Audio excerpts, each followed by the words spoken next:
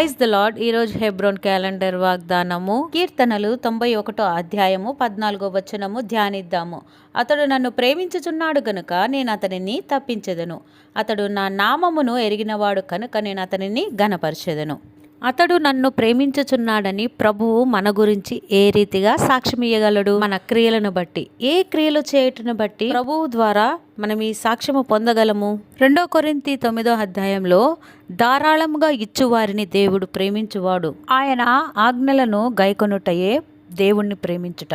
అలాగే 1 యోహాను 4:9లో దేవుడు తానే మొదట మనలను ప్రేమించెను. ఆ రీతిగానే 1 యోహాను 1:18లో మనం ఆయనను చూడకపోయినను మనము ప్రేమించుచున్నాము, ఆయన యందు విశ్వాసం ఉంచి ఉన్నాము.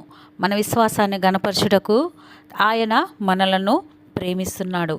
మనము ఆయన ప్రేమించుచున్నాడు కనుక మనల్ని అన్ని విషయాల్లో తప్పించేవాడు. నేను అతన్ని ప్రేమించుచున్నాను కనుక నేను అతన్ని తప్పించెదను. అతడు నా నామము ఎరిగినవాడు కనుక నేను అతన్ని గణపరచెదను. కీర్తన 44:5లో ఒక మాట ఉంటుంది, నీ నామము వలనే మేము శత్రువులను అణచివేయుదుము, నీ నామము వలనే మేము విరోధులను అణగగొట్టుదుము.